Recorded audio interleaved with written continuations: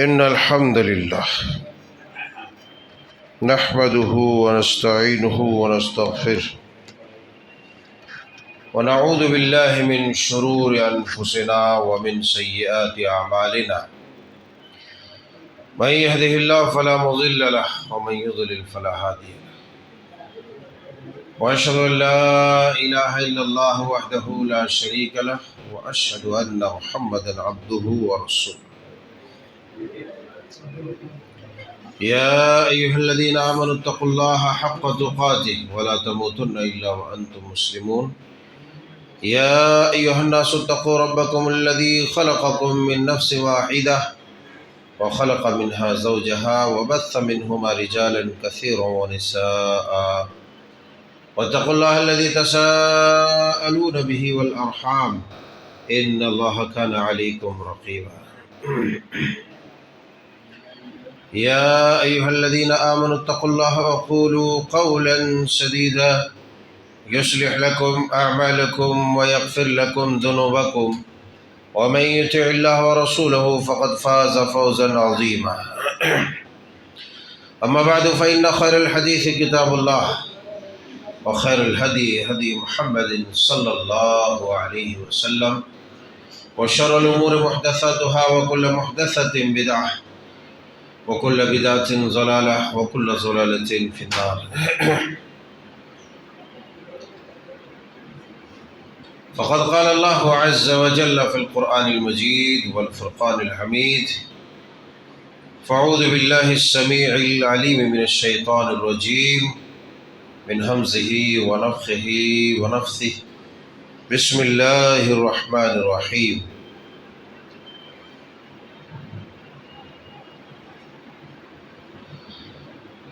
الذي خلق الموت والحياة ليبلوكم أيكم أحسن عملا وهو العزيز الغفور سبحانك لا علم لنا إلا ما علمتنا إنك أنت العليم الحكيم رب اشرح لي صدري ويسر لي أمري واحلل عقدة من لساني يفقهوا قولي اللهم رب زدني علما ربنا يسر ولا تعسر وتمم بالخير اللهم انفعني بما علمتني وعلمني ما ينفعني وزدني علما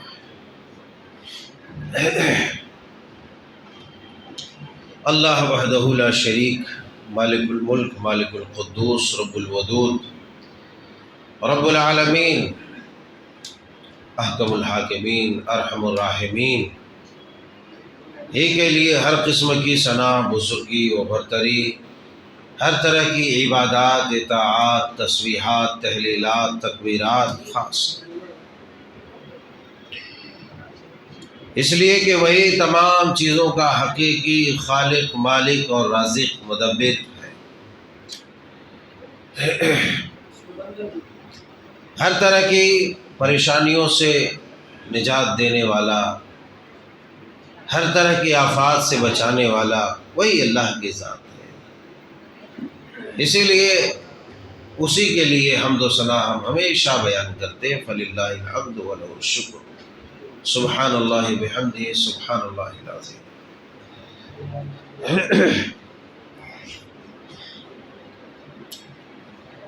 تو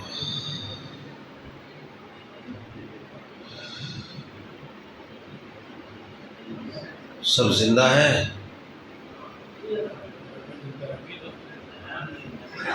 ایک بار درود پاک پڑھی اللہم صلی علی محمد وعلی آل محمد کما صلیت علی ابراہیم وعلی آل ابراہیم انکا حمید مجید اللہم بارک علی محمد وعلی آل محمد کما بارکت علی ابراہیم وعلی آل ابراہیم انکا حمید مجید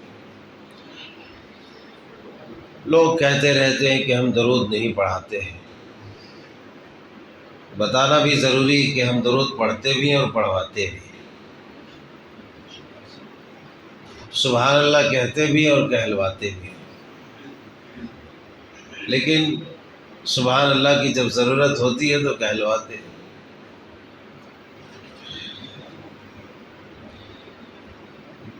تو موضوع معلوم ہو گیا آپ لوگوں کو کیا ہے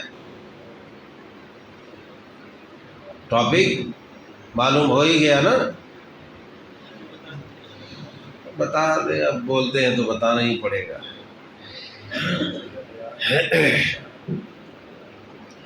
کہتے ہیں کہ موضوع ہے مقصد حیات۔ مقصد کے معنی تو جانتے ہیں، مقصد، پلان، ادیش۔ حیات کے معنی زندگی۔ زندگی کے مقصد کیا ہے؟ اور اس کے ساتھ ایک چیز جڑی ہوئی ہے جس میں یہ لکھا گیا ہے کہ دنیا کی چاہت، دنیا کی طلب۔ اب چونکہ اچانک کل فون آیا کہ محفوظ بھائی کا کہ آپ ہی کو آنا ہے، لوگ کہہ رہے ہیں آپ ہی کو آنا ہے۔ اب ساتھ ہی ساتھ چٹ منگنی پٹ بیاہ کی طرف اور موضوع بھی پوچھنے لگے۔ تو کہ بھائی کیا بتائیں ہم موضوع؟ اچانک جو ہے ذہن میں آیا کہ چلو یہی بتا دیں۔ حالانکہ ایک موضوع کے لیے تیار ہونا پڑتا ہے اور تیار کرنا پڑتا ہے، ہفتوں وقت لگتا ہے، لیکن جب بول دیا تو آہے گیا ہو، لنگڑا لولا، اندھا کانا، بہرا، جو بھی ہو، اللہ کی توفیق رحمت سے خود سمجھنے اور آپ سب کو سمجھانے کی کوشش کروں گا انشاءاللہ۔ اللہ پروردگار سے دعا ہے کہ مولا کریم پہلے تو تمام حقیقتوں کو پوری سچائی، امانت داری اور دیانت داری کے ساتھ ہمیں کہنے اور اسی طریقے سے ہم سب کو سننے، صحیح طریقے سے سننے اور پھر عمل کی توفیق اللہ نے فرمائے، آمین۔ چلو تو اب متوجہ ہو جاؤ۔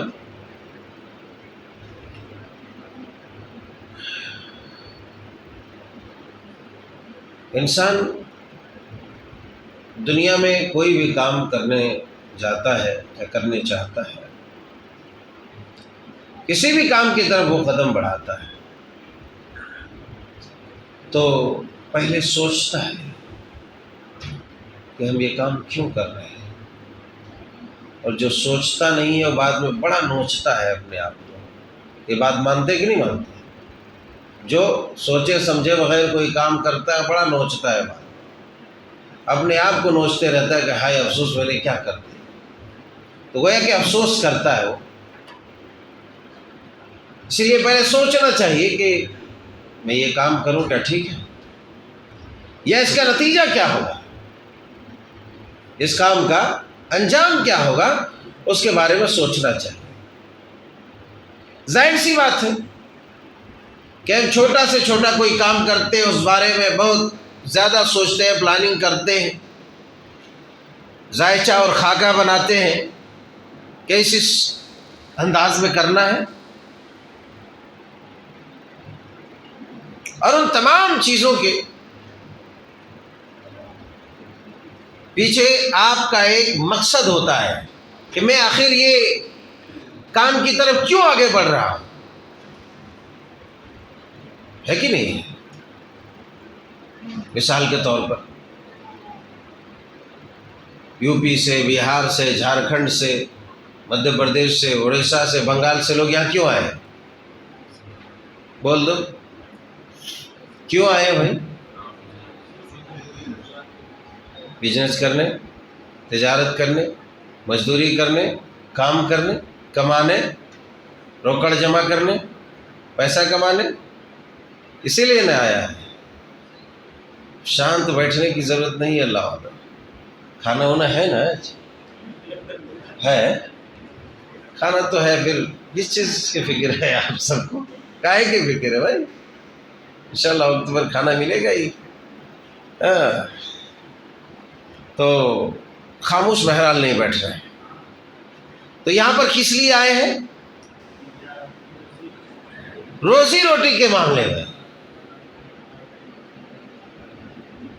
اب یہاں آئے اور روز کے روز کمائے 1000، 1200، 1500، اور کسی اچھے سے اچھے ہوٹل میں جا کر کے بیٹھے اور دبا کے روز کھائے، پیے، مطلب پیے ضروری نہیں ہے وہی موٹا پانی نہیں، مطلب وہ ڈرنک پی لے بھائی، سافٹ ڈرنک بولتے ہیں نا، سافٹ ڈرنک لاؤ، ہے نا، سافٹ ڈرنک، زیرہ کا پانی لاؤ، اور وہ کیا بولتے ہیں اس کو، سوڈا نا، سوڈا لاؤ، تاکہ اب جتنا بھخر بھخر کھائے ہیں وہ سب کے سب ڈائجسٹ ہو جائے، ہضم ہو جائے۔ تو اب روز بیچارہ جو ہے، اب آیا بھائی رمضان آ رہا، عید کا وقت آ رہا ہے، بیوی بچے کو گاؤں میں چھوڑ کے آیا، ادھر سے فون آ رہا ہے کب آ رہے ہیں پیا پردیش سے، تو یہ بیچارہ اب جیب ٹٹول رہا ہے کہ بھائی کہاں ہے، نکلا کہ یہ تو کل ملا جلا کر جو ہے 2000 ہے، اس میں سے 1500 تو آنے جانے میں بلکہ اس سے زیادہ ہی خرچ ہو جائے گا۔ چاہے اس کو کتنی خوشی ہوگی، خوشی ہوگی نہیں ہوگی؟ نہیں ہوگی۔ وہ بہت پچھتائے گا کہ ہائے افسوس، میں تو یہاں پیسہ جمع کرنے آیا تھا، مال بنانے آیا تھا، تاکہ جا کے گھر بناؤں یا جائیداد اکٹھا کروں، بال بچوں کی پرورش و پرداخت کروں، مگر افسوس کہ میں روزانہ کمایا تو صحیح مگر اڑا دیا ہی، موج مستی میں جو ہے ختم کر دیا۔ اب کیوں وہ پچھتا رہا ہے؟ وہ اس لیے پچھتا رہا ہے کہ وہ جس مقصد کے تحت لمبی مسافت طے کر کے مارا پھرا یہاں تک پہنچا تھا، کام بھی مل گیا، مگر اب اس بدبخت نے کمایا بھی اور سب کے سب یوں ہی ضائع کر دیا اور اڑا دیا، اپنے مقصد کو بھلا دیا کہ مجھے تو مال جمع کرنا تھا اپنے بیوی بچوں گھر بار جائیداد جگہ اور پراپرٹی کے لیے، مگر میں نے وہ کیا ہی نہیں۔ اب جب کیا نہیں ہے تو ایسے ہی اپنے آپ کو نوچے گا، مارے گا، افسوس کرے گا، اس وقت کوئی فائدہ ہوگا؟ نہیں ہوگا۔ دنیا میں اللہ تبارک و تعالیٰ نے انسان کو جو بھیجا ہے اس کے پیچھے بھی کوئی خاص مقصد ہے، خاص مقصد ہے کہ نہیں؟ ورنہ جس طریقے سے بعض لوگ سمجھتے ہیں کہ ہم آئے، کھائے پیے، مر گئے، مٹی میں مل گئے، ختم، قصہ پاک، اب یہاں کچھ بھی نہیں ہے، وہاں کچھ بھی نہیں ہے، اور زیادہ سے زیادہ لوگ سوچ لے رہے ہیں کہ ہوا تو کسی کل چل کر کے کوئی گدھا، کتا، بھیڑ، بکری، بیل، بھینس بن کر کے آئے گا۔ جس کا ایمان عقیدہ نہیں ہے کم از کم وہ اتنا سوچتا ہے۔ بعض لوگ سوچتے ہیں کہ یہی آیا گیا، کھایا پیا، ختم، تو ایسا نہیں ہے۔ اتنی بڑی کائنات، اتنا بڑا آسمان، اتنی بڑی زمین، یہ تمام تر رعنائیاں، خوش نمائیاں، یہ حسن، یہ جلوہ، یہ ساری چیزیں اللہ تبارک و تعالیٰ نے عطا کی ہے اور تمام چیزوں کو تیار کیا ہے، اور ان تمام چیزوں سے انسان لطف اندوز ہوتا ہے، فائدہ اٹھا رہا ہے، اور یہ سوچے کہ اللہ تعالیٰ نے یوں ہی بس ایک وقت کے لیے ہمیں چھوڑا تھا، موج مستی کریں اور چلیں، ایسا نہیں، ایسا نہیں۔ اللہ تبارک و تعالیٰ نے کسی بھی چیز کو بے فائدہ اور بے مقصد نہیں پیدا کیا ہے، ہر ایک چیز کے پیچھے کوئی مقصد ہے، اور اللہ تبارک و تعالیٰ نے اس آیت کریمہ میں جو میں نے ابھی پڑھی اس میں انسان کی زندگی کا مقصد بتا دیا ہے کہ کیا ہے۔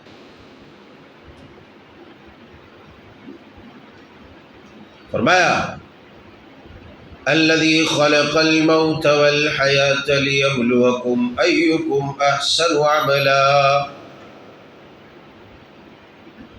اس سے پہلے فرمایا تبارک الذی بیدہ الملک وہو علی کل شیء قدیر، بابرکت ہے وہ ذات، تبارک الذی بیدہ الملک، جس کے ہاتھ میں تمام بادشاہت ہے، تمام حکومت ہے، وہو علی کل شیء، اور وہ تمام چیزوں پر قدرت اور طاقت رکھتا ہے، وہ تمام چیزوں پر قدرت اور طاقت رکھتا ہے۔ الذی خلق الموت والحیات، وہی وہ بادشاہ ہے جس نے موت اور حیات کو پیدا کیا، الذی خلق الموت والحیات، موت اور حیات کو پیدا کیا۔ بڑی بات یہ ہے کہ یہاں پر اللہ تبارک و تعالیٰ نے لوگوں کو یاد دلاتے ہوئے کہا کہ موت اور حیات کو پیدا کیا، پہلے کہا موت کو پیدا کیا، اس سے کئی باتیں کھل کے سامنے آتی ہیں۔ سب سے بڑی جو بات کھل کے سامنے آتی ہے وہ یہ ہے خلق الموت والحیات، خلق الموت والحیات، ہم نے موت کو پیدا کیا۔ اس سے ایک بات تو یہ سمجھ میں آتی ہے کہ انسان کی یہ جو زندگی ہے، یہ جو زندگی ہے، اس زندگی کی کوئی اتنی اہمیت نہیں ہے۔ یہ زندگی فانی ہے، ختم ہونے والی ہے۔ خلق الموت والحیات، اصل جو زندگی ہے دائمی اور ہمیشگی والی، اس موت کے بعد جو انسان کے اوپر یہ مختصر زندگی گزارنے کے بعد طاری ہو جاتی ہے، اس کے بعد جو زندگی شروع ہوگی قیامت والی زندگی، قیامت کے دن جو اٹھایا جائے گا انسان کو، تو وہ اصل زندگی ہے، اس موت کے بعد والی زندگی اصل ہے۔ الذی خلق الموت والحیات۔ دوسری بات یہ سمجھ میں آتی ہے کہ پہلے موت کا جو تذکرہ اللہ تبارک و تعالیٰ نے فرمایا ہے، تو انسان جب عدم میں ہوتا ہے تو یعنی انسان کے جسم سے ابھی روح الگ ہوتی ہے، تو جب انسان کے جسم سے روح الگ ہو جائے تو اس کو موت سے تعبیر کرتے ہیں، موت سے تعبیر کرتے ہیں۔ تو جب تک انسان پیدا نہیں ہوا ہے گویا کہ وہ موت والی زندگی بھی عدم میں ہے، وہ عالم ارواح میں اس کی روح تو ہے مگر ابھی حیات میں اس کی کاؤنٹنگ نہیں ہو رہی ہے، اس کا شمار زندگی میں نہیں ہو رہا۔ خلق الموت والحیات لیبلوکم۔ سب سے بڑی جو بات ہے وہ اس کے اندر یہ ہے کہ اس موت کے بعد والی جو زندگی ہے اصل زندگی وہی ہے، اور وہی زندگی اعداد و شمار میں لائی جائے گی، چونکہ اس زندگی کا تو کوئی بھروسہ نہیں، کوئی پیدا ہونے سے پہلے مر جا رہا ہے، کوئی پیدا ہونے کے بعد مر جا رہا ہے، کوئی بچپنے میں، کوئی جوانی میں، کوئی بڑھاپے تک پہنچنے کے بعد مر رہا ہے، مگر وہ مر رہے ہیں ہر صورت میں، اس کو یہاں بقا اور دوام نہیں ہے۔ الذی خلق الموت والحیات لیبلوکم۔ اب کاہے کے لیے موت اور زندگی کو پیدا کر دیا؟ اس لیے پیدا کیا لیبلوکم ایکم احسن عملا، لیبلوکم ایکم احسن عملا، تاکہ وہ تم کو آزمائے، تاکہ وہ تم کو آزمائے کہ تم میں سے کون آدمی بہترین عمل کر کے آتا ہے۔ ایکم احسن عملا، کون بہترین عمل کر کے آتا ہے؟ اب یہ سوال یہ اٹھتا ہے اللہ والوں کہ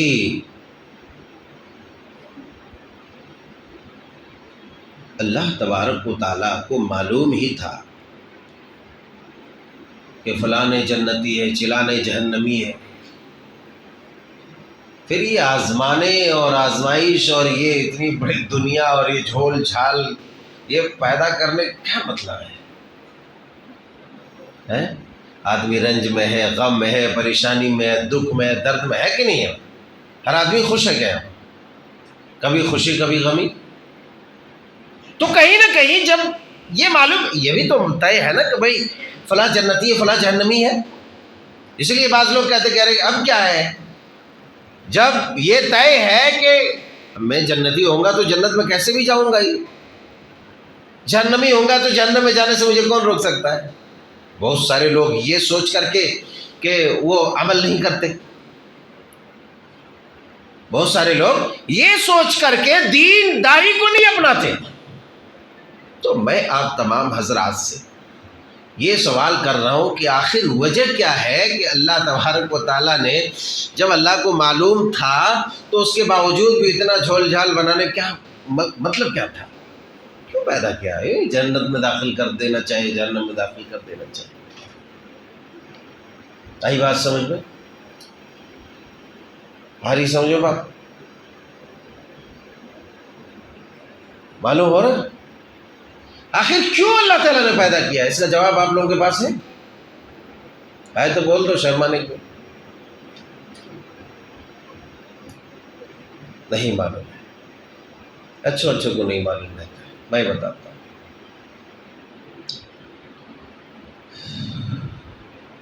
اس لیے اللہ تبارک و تعالیٰ نے بنایا ہے تاکہ وہ دلیل قائم کرے. کیا کرے؟ دلیل قائم کرے اور انصاف قائم کرے.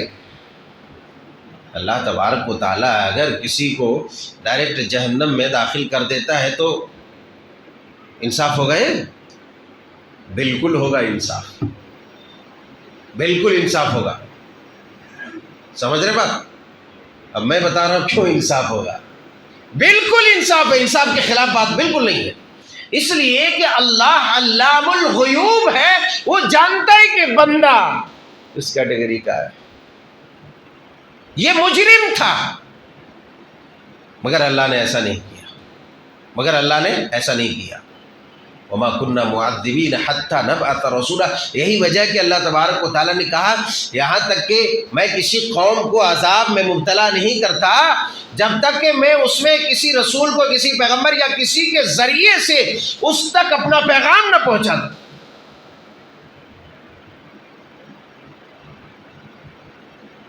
انسانوں کے لیے یہ بے انصافی تھی.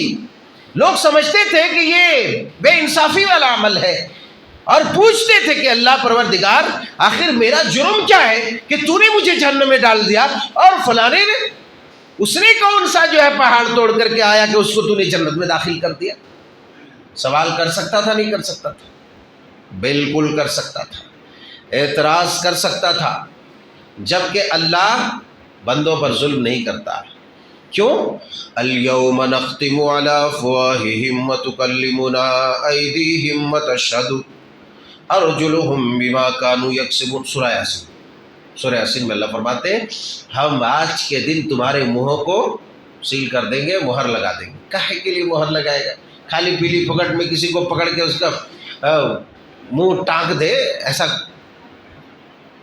درست ہے کیا؟ نہیں. کیوں سیل کرے گا؟ کیوں مہر لگائے گا؟ اس لیے کہ وہ بندہ اپنے گناہوں کا انکار کرے گا، زبردستی اور فگٹ کی صفائیاں پیش کرے گا کہ نہیں. تو اللہ تعالیٰ کہے گا بس اپنی بکواس بند کر.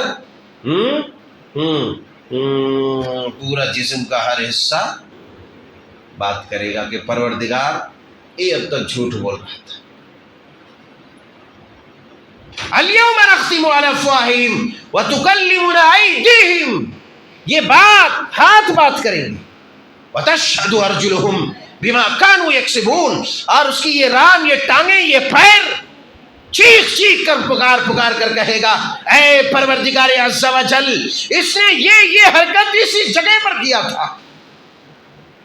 اور بس نہیں ہوگا. یومئذ تحدث اخبارہا. زمین سے بھی گواہی لی جائے گی. جب اتنا کرم، ساتھ کرم کرنے کے بعد جب وہ وہاں پھینکم پھینکی کر سکتا ہے تو اللہ سے یہ سوال بندہ کیوں نہیں کر سکتا تھا کہ پروردگار تو نے میں نے کچھ کیا ہی نہیں، جہنم میں ڈالا کیسے؟ یہ بے انصافی کی تو نے. کہہ سکتا تھا نہیں کہہ سکتا تھا؟ بول لو ایک بار زور سے بول. کہہ سکتا تھا. جب اتنا جرم کرنے کے بعد کہے گا کہ اللہ میں نے ایسا نہیں کیا ہے تو اللہ اس کا منہ سلے گا، بند کرے گا، منہ کو بند کر دے گا، خاموش ہو جائے گا. وہ بھی دیکھے گا اور اپنے آپ میں کہے گا ارے بدبختو، ہم نے تو تمہیں ہی آگ سے بچانے کے لیے جھوٹ بولا تھا. اپنے جسم کو بولے گا آج ادھر تمہارے حکم سے میں بات نہیں کر رہا، آج اللہ کے حکم سے بات کر رہا. آج مالک کائنات کے حکم سے بات ہو رہی ہے. آج تمہارا اختیار، تمہارا زور اس پہ نہیں چلے گا. تو اب سمجھ میں آئی کہ اللہ تبارک و تعالیٰ نے یہ جھنجٹ والی دنیا کیوں بنائی؟ آئی نا سمجھ میں؟ دلیل قائم کرنے کے لیے. اللہ کو معلوم ہے آزمانے کی ضرورت نہیں ہے، مگر اگر تم یہ کیے بغیر تم کو جہنم میں داخل کر دیا تو تم اعتراض کر سکتے ہو، اللہ کے انصاف پر انگلی اٹھا سکتے ہو. اور اللہ اپنے بندوں پر بے انصافی اور ظلم نہیں کرتا ہے. الیس اللہ بظلام للعبید. اللہ اپنے بندوں پر ظلم نہیں کرتا. تو دلیل قائم کرنے کے لیے اس دنیا کو بنائی. اب یہ بھی بتا دیا کہ لیبلوکم ایکم احسن عملا. ہم یہ دیکھیں گے، یہ ثابت کریں گے کہ تم میں سے کون آدمی بہتر سے بہتر عمل کر کے آیا۔ اچھا، وَهُوَ الْعَزِيزُ الْغَفُورُ۔ اب ایک انسانی زندگی ہے، پیدا کر دیا، انسانی زندگی ہے، پیدا کر دیا، اللہ تبارک تعالیٰ نے انسان کو بنا دیا۔ اس کے بعد انسانی زندگی میں بہت ساری خامیاں، کوتاہیاں، درد و کرب، پریشانی، ظلم و استبداد، بہت ساری چیزیں، ادھر رے ادھر بے، اے آ تو جا، نالائق، چور چمار وغیرہ وغیرہ۔ تو اللہ تعالیٰ نے کہا یہ انسانی زندگی گزارتے وقت بہت سارے معاملات ہو سکتے ہیں، اونچ نیچ، چھوٹا بڑا، گناہ، خطا، یہ تمام چیزوں کے امکانات ہیں۔ لیبلوکم ایکم احسن عملا، تم جب اچھے عمل کر کے آنے کی کوشش کرو گے، اس بیچ بہت ساری چوک، غلطیاں اور خطائیں سرزد ہوگی۔ تو ایک بات کو یاد رکھنا، وَهُوَ الْعَزِيزُ الْغَفُورُ، وَهُوَ الْعَزِيزُ الْغَفُورُ، وہ زبردست معاف کرنے والا ہے، بخشنے والا ہے۔ کب معاف کرے گا؟ جب تمہاری غلطیوں کا احساس تمہیں ہو اور رب تعالیٰ جل شانہ کے سامنے سر و سجود ہو کر کے تم گڑ گڑا کر کے مانگو کہ پروردگار عز و جل مجھ سے خطا ہو گئی ہے، تو معاف کر دے مجھے۔ اللہ تبارک و تعالیٰ عزیز بھی ہے، غفور بھی ہے۔ اگر تو نے نالائقی برتی، اصرار کیا اپنے گناہ پر، تو عزیز ہے، وہ سختی کے ساتھ تمہیں پکڑ بھی سکتا ہے۔ العزیز۔ اور اگر تم تائب ہو گئے، غلطی ہو گئی، احساس ہو گیا، توبہ کر لیے، تو پھر اللہ تبارک و تعالیٰ غفور ہے اور وہ تمہیں معاف کر دے گا۔ تو انسانی زندگی کا مقصد اور مطلب یہ ہوا کہ یہاں ایک ضرورت کے تحت تمام چیزوں کو استعمال کر کے جو جائز، مباح اور حلال ہے، اللہ کو راضی اور خوش کر لے۔ وَمَا الْحَيَاةُ الدُّنْيَا إِلَّا مَتَاعُ الْغُرُورِ۔ اللہ نے کیا کہا؟ كُلُّ نَفْسٍ ذَائِقَةُ الْمَوْتِ وَإِنَّمَا تُوَفَّوْنَ أُجُورَكُمْ يَوْمَ الْقِيَامَةِ فَمَنْ زُحْزِحَ عَنِ النَّارِ وَأُدْخِلَ الْجَنَّةَ فَقَدْ فَازَ وَمَا الْحَيَاةُ الدُّنْيَا إِلَّا مَتَاعُ الْغُرُورِ۔ کہ ہر انسان کو تو مرنا ہی مرنا ہے، انہیں موت آنی ہے، مگر اصل زندگی کیا ہے؟ اصل کامیابی اور کامرانی کیا ہے؟ فمن زحزح عن النار، کہ جو جہنم سے، جس نے اس چمڑی کو، جس چمڑی میں ایک چنگاری کے تمازت کو اور اس کی شدت کو برداشت کرنے کی سکت نہیں ہے، اس چمڑی کو جہنم کی اس آگ سے بچا لے، جس آگ کا ایک تخمینہ جو ٹمپریچر اندازے کے مطابق ہے، حدیث مبارکہ کو سامنے رکھتے ہوئے جو اندازہ لگایا جا سکتا ہے وہ 1,38,000 ڈگری سینٹی گریڈ تاپمان اس کا، اس آگ کی شدت، حدت اور گرمی یہ ہے۔ اور مشکل سے جس آگ سے ہم کھانا بناتے ہیں اور مرنے والے کو، مردوں کو جلایا جاتا ہے، مطلب جو لوگ جلاتے ہیں، اور بڑے سے بڑے کام لیا جاتا ہے ایندھن کے حساب سے، زیادہ 2000 ڈگری سینٹی گریڈ، 2000 ڈگری سینٹی گریڈ اس آگ کا تاپمان ہے۔ اور حدیث رسول کو، جس میں آپ علیہ السلام نے بتایا کہ دنیا کی آگ 1% ہے، 1 درجہ۔ اب اگر اس آگ سے حدیث رسول کو سامنے رکھ کر کے اگر وہ اندازہ لگایا جائے، تخمینہ لگایا جائے، تو ایسا ہوتا ہے کہ 1,38,000 degree centi grade Celsius, 1,38,000 degree centi grade. اب آپ اندازہ لگا سکتے ہیں کہ یہ 2,000 ڈگری سینٹی گریڈ جس آگ کا یہ تاپمان ہے، جس کی یہ شدت ہے، اس میں انسان کو ڈال دے تو انسان اگر زندہ ہے تو اس کا دھڑ جلنے سے پہلے وہ فنا ہو جائے گا، مر جائے گا، اور بڑے سے بڑے لوہے کو پگھلا کر پانی کی طرح کر دے گا۔ 1,38,000 ڈگری سینٹی گریڈ میں جب ایک انسان کو ڈالا جائے گا تو ذرا آپ تصور کریں کہ اس آگ کی کیفیت کیا، اس انسان کی کیفیت کیا ہوگی، وہ انسان کے جسم کے حالات کیا ہوں گے۔ اللہ اکبر، اللہم اجرنا من النار، اللہم اجرنا من النار، اللہم اجرنا من النار۔ فمن زحزح عن النار وادخل الجنہ، جو اس آگ سے جس نے اپنی چمڑی اور دمڑی کو بچا لیا، وہی آدمی کامیاب ہے جس نے اپنے آپ کو اس آگ سے بچاتے ہوئے جنت میں داخل کر لیا۔ اور انسان وہی اپنے آپ کو بچا سکتا ہے جس نے اپنی زندگی کے مقصد کو پہچانا، مقصد حیات کو پہچان کر کے اپنی اس زندگی کو سنوارنے کی کوشش کی، جو اصل زندگی ہے، جس زندگی کو حیات جاودہ کہتے ہیں، جس زندگی کے بعد موت انسان پر طاری نہیں ہو سکتی۔ فمن زحزح عن النار وادخل الجنة فقد فاز وما الحیاة الدنیا الا متاع الغرور۔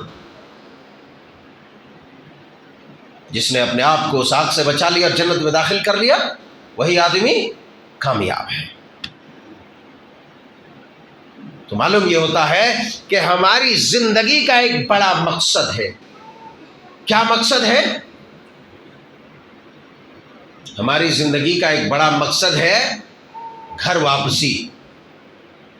کیا مقصد ہے؟ زور سے بول دو۔ موہن بھاگوت والے گھر واپسی نہیں، سمجھ رہے ہو؟ موہن بھاگوت والا، RSS والا، ہندوؤں والے جو ہے گھر واپسی نہیں۔ کون سی گھر واپسی؟ اب میں بتانے لگا۔ کہاں سے آئے ہیں آپ لوگ؟ کہاں سے آئے ہیں بھائی؟ بولو زور سے ایک بار۔ UP سے آئے۔ میں تو UP سے نہیں آیا، میں تو جنت سے آیا ہوں، ہے نا مجھے؟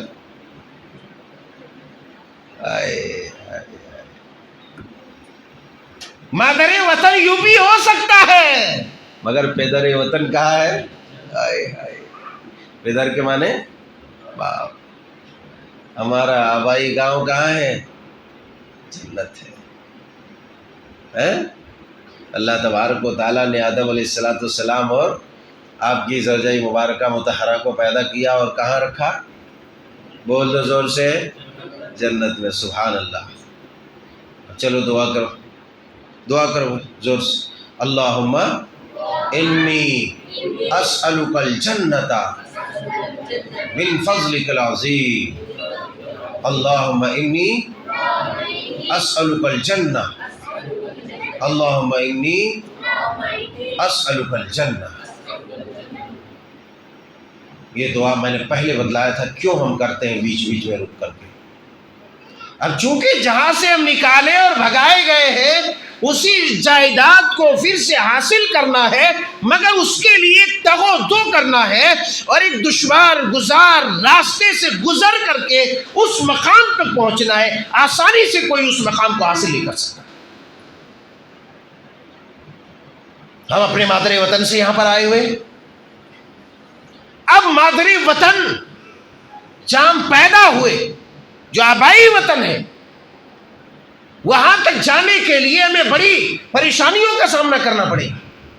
بہت ساری بہاریں نظر آئیں گی، بہت ساری دشواریاں ہوں گی، بہت ساری پریشانیاں ہوں گی۔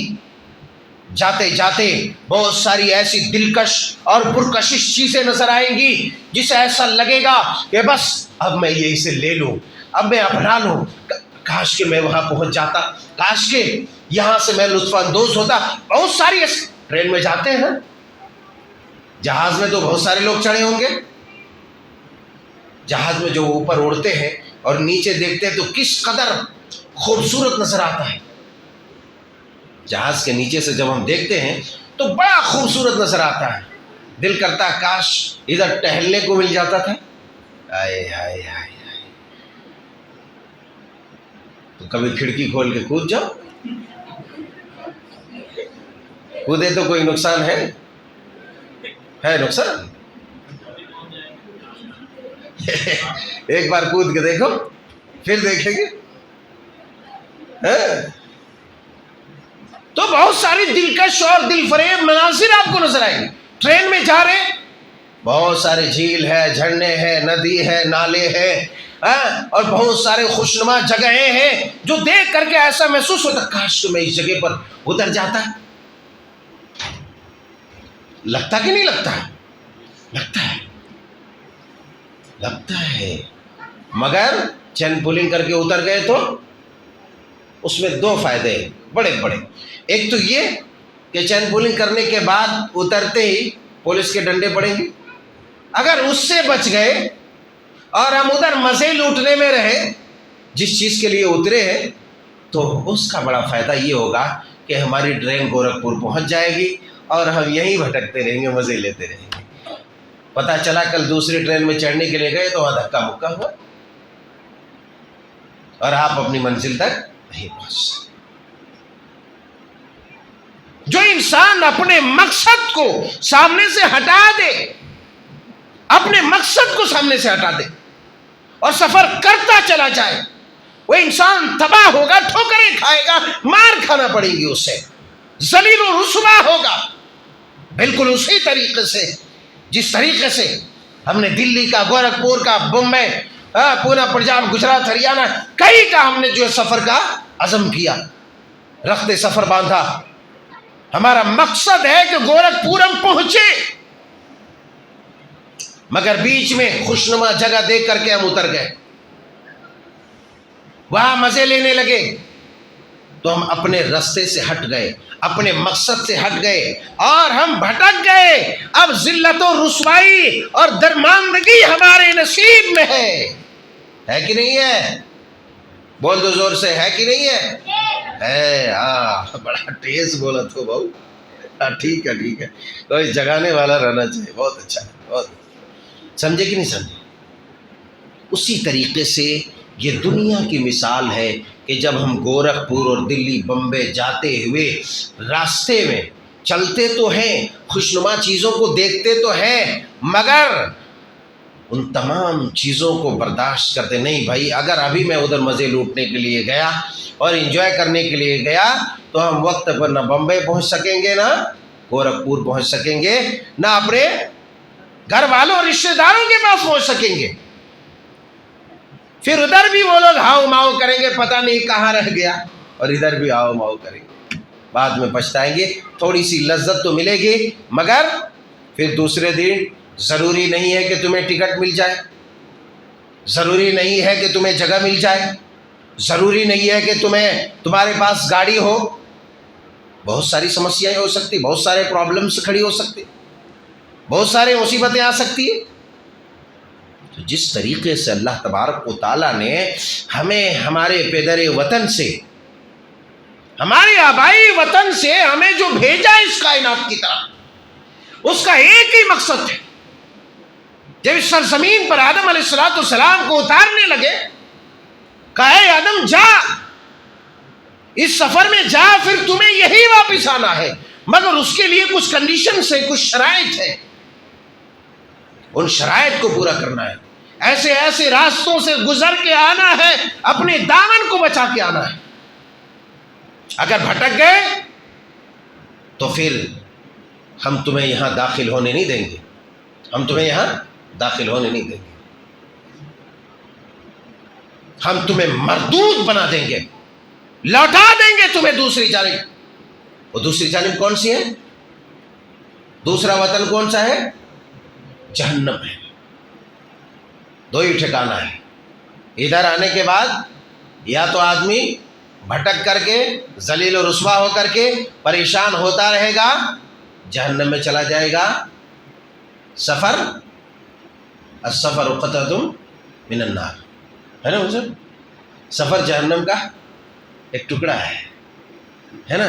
تو یہ جو ٹکڑا ہے نا، جو سفر میں بھٹک گیا، دل فریبی کا شکار ہو گیا، اس کو اس ٹکڑے سے نکال کر کے اس کے اصل یعنی حقیقی جہنم میں اسے داخل کر دے گا. اور جس نے اپنے آپ کو بچا لیا ان آلائشوں سے، ان رنگینیوں سے، عارضی لطف اندوزیوں سے، پھر ایسے آدمی کے لیے کیا ہے؟ ادخلوها بسلام، امن و سلامتی کے ساتھ داخل ہو جا جنت میں. اللہ اکبر. امن و سلامتی کے ساتھ کہاں داخل ہو جا؟ جنت میں داخل ہو جا. اب ہمیں دیکھنا یہ ہے کہ ہماری زندگی کا جو مقصد ہے اور حصول جنت ہے، ہمیں اپنا گھر واپس جانا ہے. گھر واپس جانا ہے، گھر واپسی کرنی ہے. اسی لیے گھر واپسی کے نعرے سے مت ڈرو. تم بھی نعرہ لگا دیا کرو کہ ہاں گھر واپسی کرنا ہی کرنا ہے، گھر واپسی کرنا ہی کرنا ہے، ہمیں نہیں رہنا ہے، گھر واپسی کرنا ہے. مگر ہمارا گھر کہاں ہے؟ ہمارا گھر جنت ہے. ہم وہیں سے آئے ہیں اور وہیں جانا چاہتے ہیں، اور اللہ نے وہیں کے لیے ہمیں یہاں پہ ریپیئر ہونے کے لیے، تیار ہونے کے لیے بھیجا. کیا دنیا کے مسافر، ابھی پڑھا نا بچہ، دنیا کے مسافر منزل تیری خبر ہے نا؟ منزل تو یہ سیڑھی ہے، یہ دروازہ ہے. وہ شاعر نے کہا ہے کہ الموت قدح کل نفس شارب والقبر باب کل نفس داخلہ. کہ ہر نفس، موت ایک جام ہے، ایک مشروب ہے، ایک پیالہ ہے، ہر نفس کو اسے پینا ہے. اور قبر ایک دروازہ ہے جس میں ہر متنفس کو داخل ہونا ہے، ہر انسان کو داخل ہونا ہے. تو دروازہ ہے، ایک پہلی سیڑھی ہے، وہ آخرت، وہ جنت میں جانے کے لیے اسی دروازے سے جانا پڑے گا، تبھی جا سکتے ہیں. ڈائریکٹ ادھر سے نہیں جا سکتے. اللہ کے رسول صلی اللہ علیہ وسلم گئے تھے، مگر وہاں رہے کیا؟ جنت کا معائنہ کیا مگر رہے نہیں. آپ کو بھی اس میں اب داخل ہونے کے لیے کدھر سے جانا پڑے گا؟ قبر سے جانا پڑے گا. ہر ایک کا ایک دروازہ ہے بھائی. ادھر سے ادھر آ کے چڑھ کے سر پٹکو گے تھوڑی آ سکتے ہو یار. سر پھوٹے گا تمہارا، خون آلود ہوگے، ادھر سے آنا پڑے گا یہاں داخل ہونے کے لیے. اسی طریقے سے جنت میں جانے کے لیے ہمیں قبر سے گزرنا ہے. تو اس سفر کو طے کرنے کے لیے ہمیں بہت ساری جو ہے چیزوں کو نظر انداز کرنا پڑے گا. اور اس آیت کریمہ میں جو تعلیم دی گئی ہے ایکم احسن عملا، کہ بہتر عمل کر کے آؤ. کیوں بہتر عمل کر کے آؤ؟ تاکہ ہم تمہارے اس گھر میں دوبارہ ہم جگہ دے دیں گے. کبھی کبھار ایسا ہوتا ہے کہ کوئی اولاد انتہائی سرکش اور نافرمان ہو جاتی ہے، اور بدبختی اس پر غالب آ جاتی ہے، شقاوت غالب آ جاتی ہے. تو گھر والے ماں باپ اس کو دھکے دے کے نکال، چل بدبخت تو میرے گھر میں رہنے کے قابل نہیں ہے. کاہے کے لیے نکالتا ہے؟ اسے دھکے دے کے اس لیے نکالتا ہے تاکہ ہو سکتا ہے باہر کے جو خنک ہوائیں ہیں، گرم ہوائیں ہیں، کھائے اور باہر کا جو مزہ چکھے گا، اس کے بعد سدھر کر کے گھر واپس آئے گا، ہے نا؟ سدھر کر کے گھر واپس آئے گا. آدم علیہ السلام سے ایک چوک ہوئی، مشیت الہی، اللہ نے کہا جا سدھر کے آؤ ادھر سے، ہے وَلَا تَقْرَبَا هَٰذِهِ الشَّجَرَةَ فَتَكُونَا مِنَ الظَّالِمِينَ. اس درخت کے پاس تم دونوں نہیں جانا، اگر گئے کھا لیے تو پھر تم لوگ ظالم ہو جاؤ گے. اور ہوا ایسا، پھر ہوش میں آئے، کیا کہا؟ ربنا ظلمنا انفسنا، پروردگار بس اب تو نے معاف نہیں کیا تو ہم تو ختم، ہم تو بدبختی ہمارے اوپر غالب آ جائے گی، خسارے میں پڑ جائیں گے. ٹھیک ہے چلو معاف کر دیتا ہوں مگر شرط ہے. ادھر کیا شرط تھی؟ معاف کر دیتا ہوں مگر شرط یہ ہے کہ اب آئندہ ایسی حرکت نہ کرو. معلوم یہ ہوتا ہے کہ توبہ جب کرو تو توبہ اس نیت سے کرو کہ تم پھر سے وہ غلطی نہ کرو. تب توبہ کے دروازے سے داخل ہو کر کے اس باب السلام تک پہنچو گے اور پھر اندر چلے جاؤ گے، تبھی ہو سکتا ہے ایسا. لِيَبْلُوَكُمْ أَيُّكُمْ أَحْسَنُ عَمَلًا. تیاری کرو اس دن کی تاکہ آسانی کے ساتھ اس جنت میں داخل ہو جاؤ. آدم علیہ السلام کو جب نکالا تو ایک مقصد دے کر کے نکالا کہ اب اس مقصد میں پورا ہو کر کے آؤ، میں تمہیں یہاں ویلکم کروں گا، میں ویلکم کروں گا۔ اس مقصد کو پورا کرتے وقت دنیا کی بہت ساری آلائشیں ہوں گی، بہت ساری آلائشیں، بہت ساری چیزوں کا فیس کرنا پڑے گا۔ آج دنیا میں ہم دیکھتے ہیں، ہم بھول جاتے، ہم نے اپنے مقصد کو بھلا دیا کہ اللہ تبارک و تعالیٰ نے ہمیں کس لیے پیدا کیا۔ وَمَا خَلَقْتُ الْجِنَّ وَالْإِنسَ إِلَّا لِيَعْبُدُونِ، کہ اللہ تبارک و تعالیٰ کی عبادت و اطاعت کے لیے جن اور انسان کی تخلیق اس لیے ہوئی تاکہ وہ دنیاوی معاملات میں پھنس کر کے رب کی عبادت سے غافل نہ ہو جائے۔ ما خلقت الجن والانس الا ليعبدون ما اريد منهم من رزق وما اريد ان يطعمون ان الله هو الرزاق ذو القوة المتين ما اريد منهم من رزق وما اريد ان يطعمون، میں نہیں کہتا کہ تم مجھے کھلاؤ، مجھے دو۔ اللہ نے کیا کہا؟ میں تم سے روزی نہیں مانگتا، میں تم سے کھانا نہیں مانگتا، بلکہ رزاق میں ہوں۔ ما اريد منهم من رزق وما اريد ان يطعمون ان الله هو الرزاق ذو القوة۔ سب سے زیادہ انسان جو غافل ہے اور مقصد حیات کو جو بھلایا ہوا ہے، وہ دنیا طلبی میں پیٹ بھرنے کے لیے انسان نے اس چیز کو بھلا دیا کہ اس کا پیٹ جو بھر رہا ہے تو وہ تمام چیزیں اشیائی خورد و نوش جو کھا پی رہا ہے، چاہے وہ مال دولت ہے، وہ دولت اصل کہاں سے آ رہی ہے؟ انسان نے بھلا دیا اس کو، انسان کو پتہ ہی نہیں چلا۔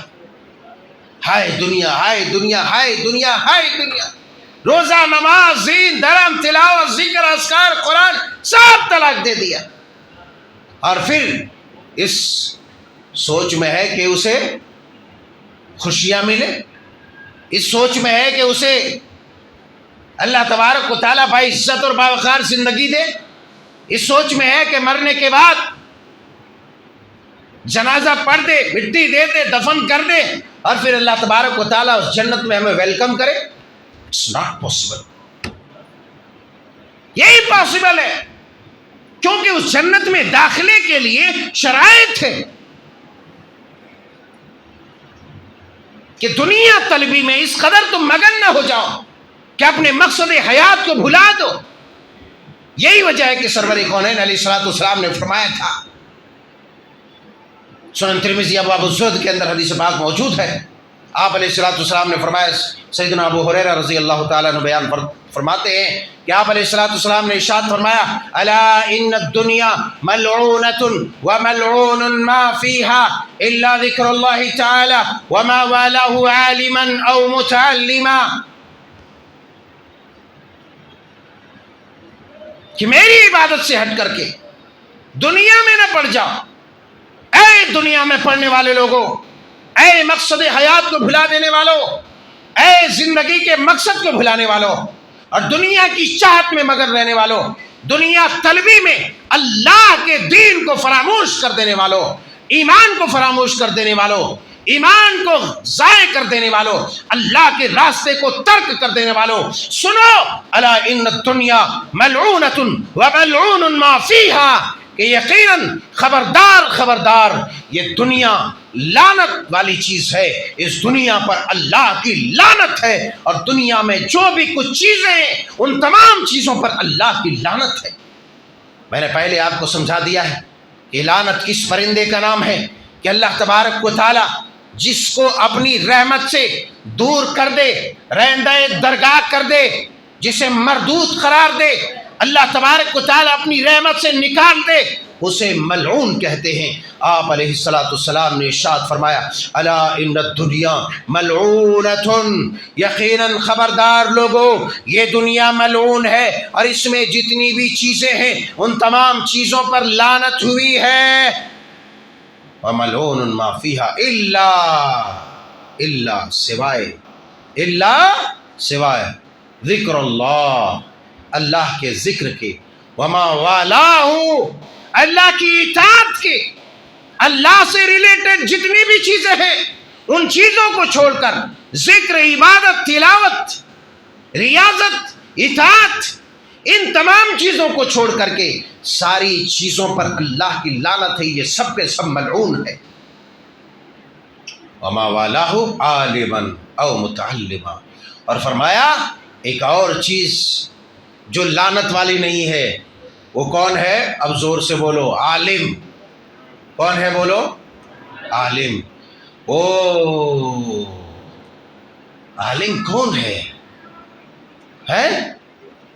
ہر کوئی یہ دعویٰ کر دے کہ میں عالم ہوں، عالم ہو جائے گا؟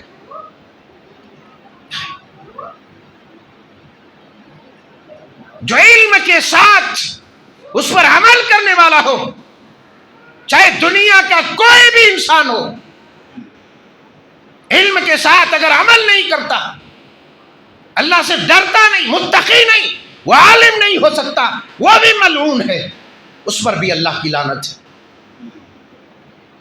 عالماً، جو عالم ربانی ہے، کوئی یہ نہ سمجھے کہ شرک و بدعات و خرافات کے دائی، شرک و بدعات کی طرف بلانے والے لوگ، گمراہی کی طرف بلانے والے لوگ، بے دین مولوی جنہوں نے علم تو حاصل کیا، قرآن تو پڑھا، مگر قوم و ملت کی خدمت نہیں کی، دین کی طرف لوگوں کو بلایا نہیں، قرآن کی تلاوت نہیں کی، اور قرآن کے موافق اپنی زندگی کو کرنے کی کوشش نہیں کی، ایسے تمام کے تمام لوگ ملعون ہے، ملعون۔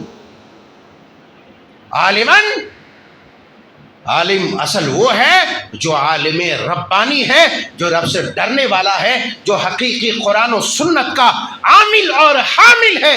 ایسے آدمی کے بارے میں فرمایا سوائے عالم کی تمام چیزیں کیا ہے؟ ملعون ہے۔ وہ متعلماً،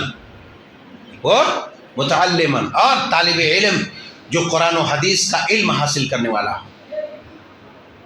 ہم سب کے سب لعنت کے درجے سے خارج ہو سکتے ہیں، باہر ہو سکتے ہیں، اگر ہماری نیت یہ ہو کہ ہم یہاں علم حاصل کرنے کے لیے آئے۔ آ رہی بات سمجھ میں؟ اگر ہماری نیت یہ ہو کہ ہم یہاں علم حاصل کرنے آئے، یہ ہماری نیت ہے، تو ہم بھی اس زمرے سے نکل گئے، ہم متعلم میں داخل ہو گئے، علم حاصل کرنے والوں میں۔ تو یہ تمام چیزیں ملعون ہیں۔ یہی وجہ ہے کہ اللہ کے پیارے حبیب علیہ الصلوۃ والسلام نے دوسری حدیث پاک میں، جو مسلم شریف کتاب الرقاق کے اندر ہے، حضرت ابو سعید خدری رضی اللہ تعالیٰ عنہ بیان فرماتے ہیں، ان الدنیا حلوۃ وخضرۃ، لوگ مقصد حیات کو ترک کر کے، اپنی زندگی کے مقصد کو بھلا کر کے، اپنی زندگی کے مقصد کو بھلا کر کے، اس کی زندگی کا مین ادیش کیا تھا، اس کا مقصد کیا تھا، کس لیے اس دنیا میں آیا؟ یہی جانوروں کی طرح، گدھوں کتوں کی طرح کھانے پینے، گندگی پھیلانے اور مر جانے کے لیے؟ نہیں، اس کی زندگی کا مقصد یہ تھا کہ ایک باعزت زندگی گزارے، ایک اللہ کے سامنے اپنی پیشانی کو جھکائے، ایک اللہ کی عبادت کرے، ایک اس کے رسول کی اطاعت کرے، گمراہی سے توبہ کرے، شرک سے، بدعات سے، خرافات سے اپنے آپ کو بچا لے، اور اللہ تبارک و تعالیٰ کا مطیع و فرما بردار بندہ بن جائے، دنیا کی آلائشوں، دنیا کی رنگینیوں اور دنیا کی رعنائیوں سے اپنے دامن کو بچا کے رکھے، اور اللہ تبارک و تعالیٰ کا مطیع بندہ بن کر کے وہ جنت میں داخل ہو جائے جس جنت سے ہم نے اسے نکالا ہے۔ دنیا آپ نے واضح کر دیا، ان دنیا حلوۃ خضرۃ، دنیا بڑی ہی چکنی ہے، میٹھی ہے، خوبصورت ہے، سرسبز و شاداب ہے، دنیا کے اندر چمک ہے، دمک ہے، رمق ہے۔ دولت خوبصورت نہیں ہے؟ دولت خوبصورت ہے کہ نہیں؟ اللہ والا زندہ ہو جاؤ، زندہ ہو جاؤ، ایک بار تکبیر پڑھو، اللہ اکبر، اللہ اکبر، اللہ اکبر، اللہ اعلی واجل، اللہ اعلی، زور سے بولو یارو، اللہ اعلی واجل، لا الہ الا اللہ، اللہ اکبر، لا حول ولا قوت الا باللہ۔ فرمایا الدنیا ان الدنیا حلوۃ وخضرہ، دنیا میٹھی ہے، سرسبز و شاداب ہے، خوبصورت ہے۔ دنیا خوبصورت ہے، دولت خوبصورت ہے، جائیداد پراپرٹیز خوبصورت ہے؟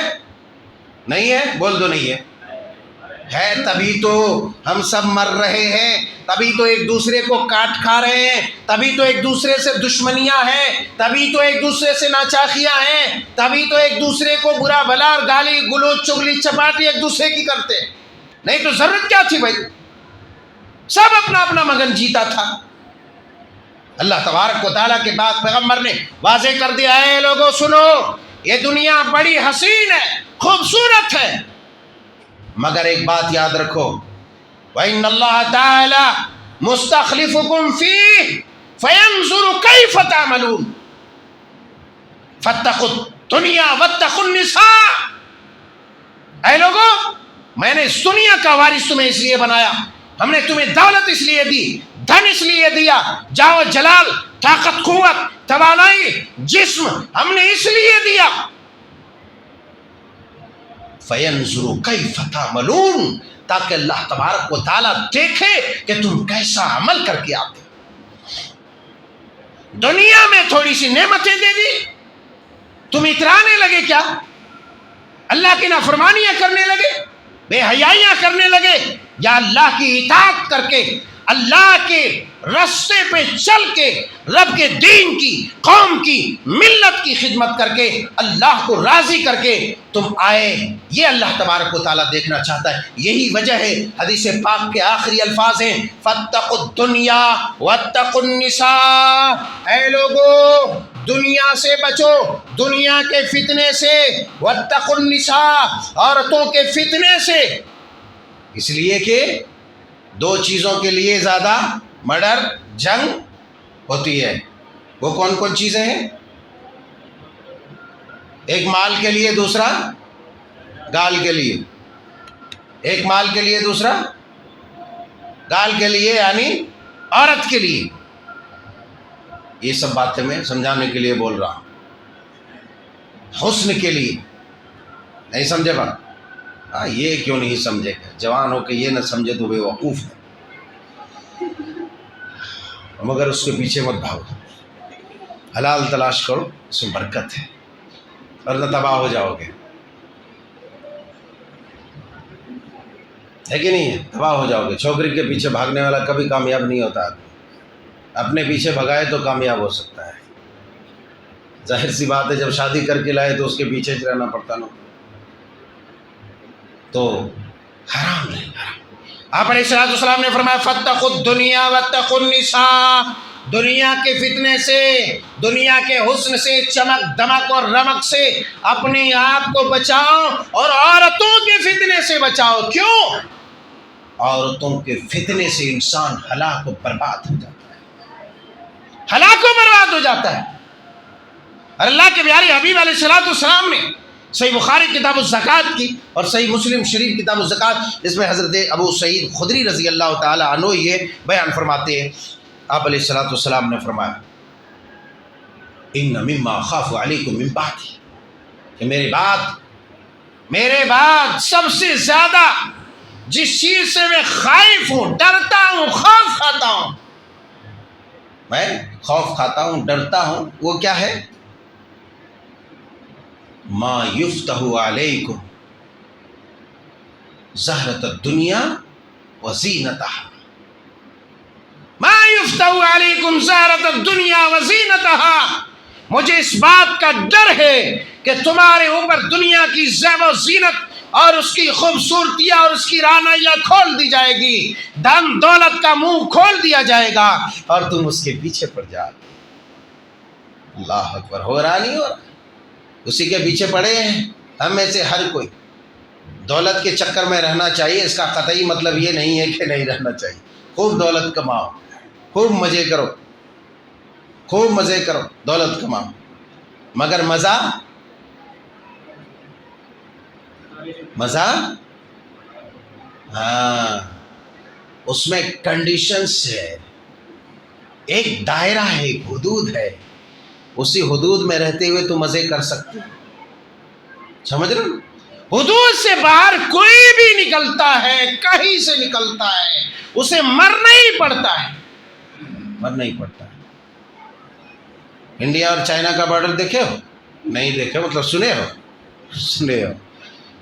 بھوت کی طرح ٹھک ٹھک کرتے ہوئے چلتے جاؤ چلتے جاؤ، 2 بار آواز لگائے گا، کون ہے، کس لیے، کیوں، کدھر، تیسرے بار شوٹ آؤٹ کرے گا اس کو، کیوں؟ حد تم پار کر رہا ہے، بھارت کی سیما اور حدود کو تم فلانگنے کی کوشش کر رہے ہو تو تمہیں مار دے گا۔ اسی طریقے سے ہر کوئی حد میں رہے، ہر چیز کی ایک حد ہوتی ہے، لطف مزہ، چونکہ ہم مسلمان ہیں اور ہم نے لا الہ الا اللہ محمد رسول اللہ پڑھ کے ایک مسلمان کے گھر میں پیدا ہو کے ہم نے اس کلمے کا اقرار کر کے اپنے تمام تر اختیارات کو کس کے حوالے کر دیا؟ بول دو، زور سے بولو، اللہ کے حوالے۔ کیوں؟ اللہ فرماتے ہیں، اے بندے مومن، ان اللہ اشتری من المؤمنین انفسهم واموالهم بان لهم الجنہ۔ کیا فرمایا؟ بور ہو گئے ہو؟ بور؟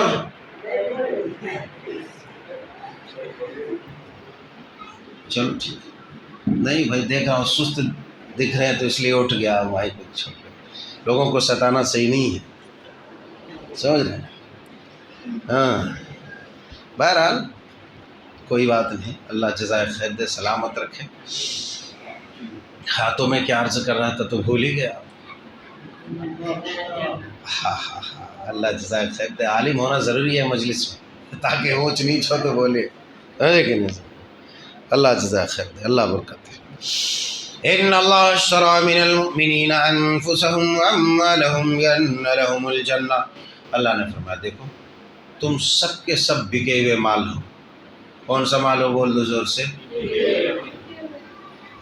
باہر جا کے کسی کو بولو تو جوتا چپل نہیں اتارے گا تو کم از کم ایسا گھوسا مارے گا کہ 2 دانت تو ضرور ٹوٹے گا، ٹوٹے گا نہیں ٹوٹے گا؟ ہاں کسی کا مضبوط ہوگا تو نہیں ٹوٹے گا مگر ہونٹ تو کٹے گا نا۔ تو تم سب کے سب کیا ہو؟ بکے ہوئے ہو، ہیں؟ سب کے سب بکے ہوئے لوگ ہیں۔ یہ دیکھو بھائی، یہ سب دیکھو، یہ سب کے سب بکے ہوئے لوگ ہیں، میں بھی بکا ہوا ہوں، کیمرہ کا گھمانا چاہتا ہے تورے، یہ سب کے سب بکے ہوئے لوگ ہیں۔ فیصلہ پنچایت میں کبھی گئے ہو؟ نہیں گئے؟ ارے جاؤ یار، دیکھو کوئی نہ کوئی تو گئے ہوں گے، آپ بھی نہیں گئے؟ بہرحال کبھی اگر موقع آئے تو اس کو 500 روپیہ پکڑا کے پہلے بولے گا میری طرف سے بات کرنا، خبردار جو ادھر سے بولے، ہے نا؟ گاؤں میں تو ایسا ہی ہوتا ہے، بھلے ہر جگہ ہوتا ہے، گاؤں کو بدنام کیوں کر رہے ہو؟ ہر جگہ یہی ہوتا ہے، رشوت خوری کا بازار گرم ہے۔ یہ دے دیا اس کو 1000 روپیہ، 2000، 500، اب زبردستی تیل لگا کے اس کو چڑھا رہا ہے۔ کاہے زبردستی چڑھا رہا ہے؟ اس کو ہے ہی نہیں، وہاں فٹ ہی نہیں ہو سکتا ہے، مگر پھر بھی کر رہا۔ کیوں؟ اس نے اس کا نمک کھایا ہے، اس لیے نمک حرامی نہیں کرے گا۔ بک گیا ہے وہ آدمی، بک گیا ہے۔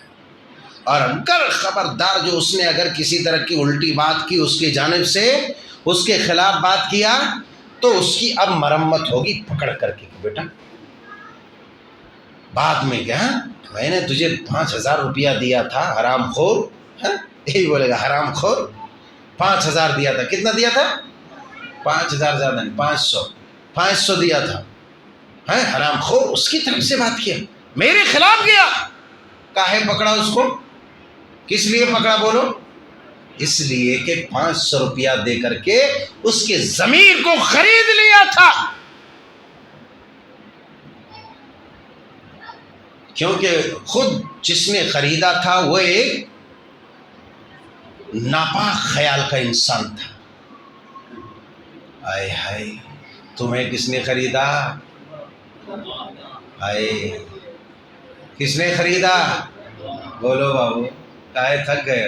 ان اللہ اشتری من المؤمنین انفسهم واموالهم بان لهم الجنہ، اللہ تبارک و تعالیٰ نے مومنوں کو خریدا۔ کس کو خریدا؟ رک ٹچ، بکرا خریدنے کبھی گئے ہو؟ قربانی کے ٹائم میں خریدنے تو گئے ہی ہوگے، گئے ہو۔ وہاں تمام بکرے بک جاتے ہیں مجھے؟ تمام بکتے ہیں؟ نہیں بکتے۔ دیکھتے ہیں جو تگڑا موٹا ذرا خوبصورت ہوتا ہے وہی خریدتا ہے۔ مطلب یہ ہوا کہ وہ مومن بکرا ہے، یہ ہوا کہ وہ مومن بکرا ہے نا؟ کون خرید رہا ہے؟ پاکیزہ خیال کا انسان خرید رہا ہے جو رب کے راستے میں اسے قربان کرنے کے لیے، اللہ کا قرب حاصل کرنے کے لیے، تقرب اللہ کے حصول کے لیے وہ بکرے کو خرید رہا ہے۔ گویا کہ پاکیزہ خیال کے ساتھ گیا ہے اور ایک بہترین اور خوبصورت جانور خرید رہا ہے تاکہ اللہ تبارک و تعالیٰ کے راستے میں ایک پاکیزہ جانور کو قربان کر کے اللہ تبارک و تعالیٰ کا قرب حاصل کر لے۔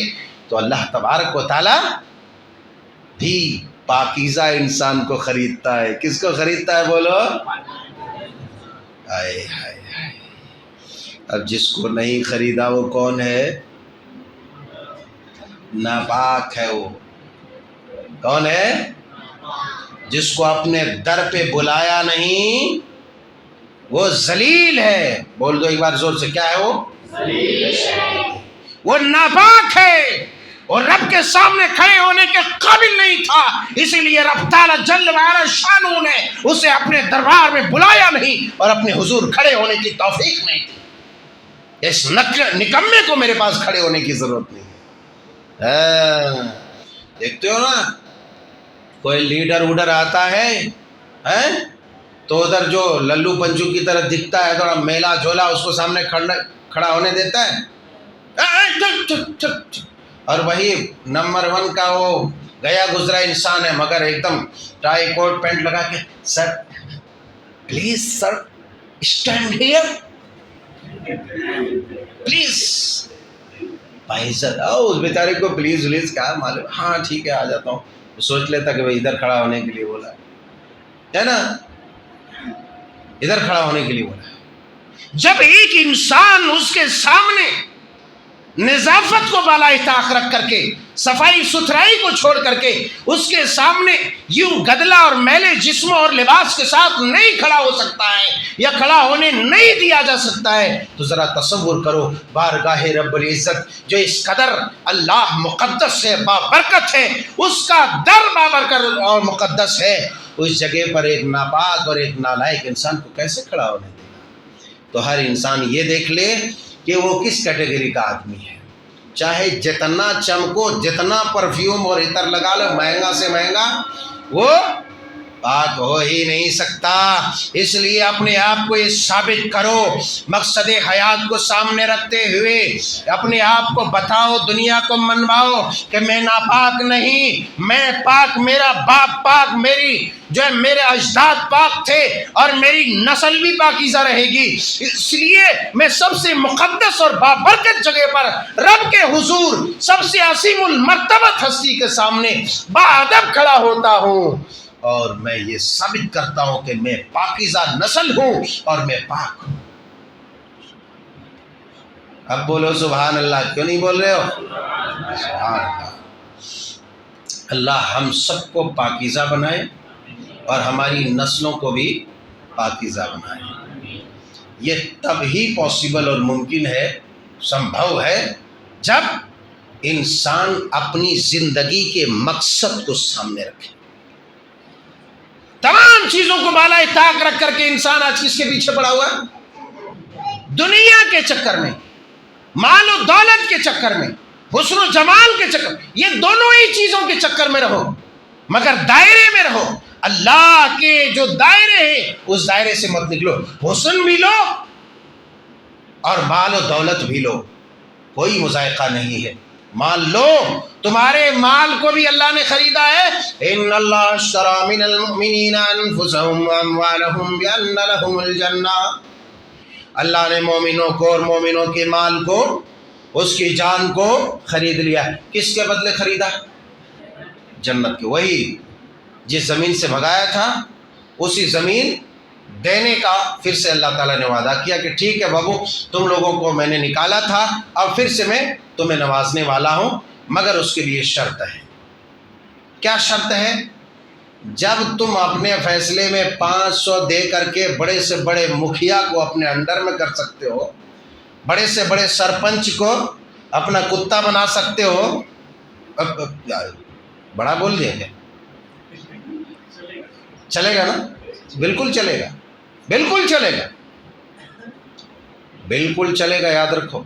اس لیے آئندہ کبھی بھی نہیں ایسی حرکت کوئی بھی نہیں کرنا، ورنہ کیا بن جاؤ گے. ابھی تو معلوم ہو گیا نا، مول صاحب بھی بول دیے چلے گا، اس لیے میں بھی یہ بول دے رہا. 500 دے کے جب اپنا پالتو کتا بنا سکتا ہے، اپنا فرما بردار اور وفادار بنا سکتا ہے، تو وہ اللہ جس نے تمہاری ہر سانسوں کی حفاظت کی ہے، ہر سانس کی حفاظت کی ہے. ورنہ جب تم چیختے ہو اسی وقت پٹ سے تمہیں مار دے گا. کون بچا سکتا ہے؟ کون تمہیں زندگی دے سکتا ہے؟ بولو، کوئی دے سکتا ہے؟ نہیں دے سکتا. تمہاری جان کو بھی خریدا، تمہارے مال کو بھی خریدا. اب جب ایک انسان 500 دے کے اپنا غلام بنا سکتا ہے، تو رب تعالیٰ نے تمہاری جان بھی خریدا، تمہارا مال بھی خریدا، تمہاری زندگی خرید لی، سب کچھ خرید لیا. کس کے بدلے؟ اس جنت کے بدلے جس جنت کی ایک بالشت، اتنی زمین یہاں سے یہاں تک، ایک بالشت زمین دنیا اور اس کے اندر جتنی بھی چیزیں ہیں. دنیا میں کتنی چیزیں ہیں؟ ایک آدمی کے گھر میں نہ جانے کتنے کروڑوں کروڑ کا مال نکلے گا. پوری دنیا میں کتنے کروڑ، کتنا مال ہوگا اس کا کوئی اندازہ کر سکتا ہے؟ کتنی نعمتیں ہوگی. ان تمام چیزوں سے بہتر جنت کی صرف اتنی جگہ ہے. کتنی ہے؟ بول دو زور سے. ایک بالش، ایک بالش. اسی زمین کے بدلے تمہارے ضمیر کو، تمہارے دل، تمہارے جسم اور تمہاری جان، تمہارے مال کو خریدا ہے. اچھا، یہ تو ایک بالش کا معاملہ. سب سے لو، سب سے ڈی کوالٹی کا جو جنتی ہوگا، یعنی سب سے کمتر اور ادنا جنتی، اس کمتر والے جنتی کو جنت میں کتنی نعمتیں ملیں گی. اس دنیا جیسی 10 بادشاہتیں عطا کرے گا اللہ تبارک و تعالی. اللہ، اب بولو سبحان اللہ یار. اللہ اللہ، اس دنیا جیسی 10 سلطنت، 10 بادشاہ. یہ خالی حیدرآباد نظام والا نہیں، اب تو وہ بھی بیچارہ گیا. یہ ہندوستان والا نہیں، پاکستان والا، بنگلہ دیش، بھوٹان، چین، جاپان، جارڈن، نائجیریا، پوری کائنات، پوری دنیا اس دنیا جیسی 10 بادشاہتیں عطا کرے گا. کس کو عطا کرے گا؟ اللہ والا بولو ایک بار زور سے. جو سب سے کمتر جنتی ہوگا. اب ذرا اندازہ لگاؤ کہ اتنی عظیم اور گرا قدر جنت کے بدلے اللہ تبارک و تعالی. تمہاری جان کی کیا حیثیت ہے یار؟ ارے کیا قیمت ہے تمہاری جان کی؟ کوئی قیمت بتا سکتا ہے؟ خاک میں مل جائے گی قیمت. یہاں سے نکلے گا، پھٹ سے گاڑی والا مارے گا، برین اٹیک ہوگا، برین میں چوٹ لگے گا، مر جائے گا. گئے بھینس پانی میں، ختم. اب ہاؤ ماؤ کرے گا. یہ حقیقت ہے انسان کی زندگی کی. اور ایک مقصد ہے جو ابھی بیان کیا جا رہا ہے. ہم میں سے ہر کوئی یہ سمجھتا ہے کہ ابھی میرے کو کیا ہونے والا رے، ابھی میرا کیا بگڑے گا. اسی لیے تو ہم ہوا سے اپنی گاڑیوں کو بھی بات کرتے ہیں، مگر کہیں نہ کہیں وہ اللہ کا بھروسہ رہتا ہے. الحمدللہ، ہے نا، اللہ پر بھروسہ رہتا ہے. مگر ہماری زندگی اور ہمارے جسم اب بھائی ادھر نکلے پٹری کی طرف، ایک سانپ آیا کاٹ لیا، گیا بیچارہ کام سے، گیا کام سے، حادثے کا شکار ہوا، پورا پیر چلا گیا، ہاتھ چلا گیا، آنکھ چلی گئی، یہ وقت ہے تمہاری۔ مگر ان تمام چیزوں کو اللہ تبارک و تعالیٰ نے خرید لیا کہ اس جنت کے بدلے جس جنت کی قیمت کا کوئی بھی تخمینہ نہیں، کوئی بھی اندازہ نہیں، نہ ہی اس جنت کے حسن اور رعنائی کے بارے میں کوئی تصور کر سکتا ہے، کوئی سوچ سکتا ہے۔ سمجھے کہ نہیں سمجھے؟ اس جنت کے بدلے خریدا۔ بہرحال قصہ مختصر کرتا ہوں، حدیثیں اس ضمن میں بہت ساری ہے، اور جلدی جلدی میں نے مغرب کے بعد کئی حدیثوں کا مطالعہ بھی کیا الحمدللہ، اس میں سے تو دو تین آ ہی گئی ہے، اور کئی ابھی پینڈنگ میں ہے، مگر وقت تو کچھ بولتا ہے۔ کھانا آ گیا؟ ٹھنڈا ہو رہا ہے؟ اے دیکھو امر صاحب بھی پوری کتابیہ دے دیا ہے۔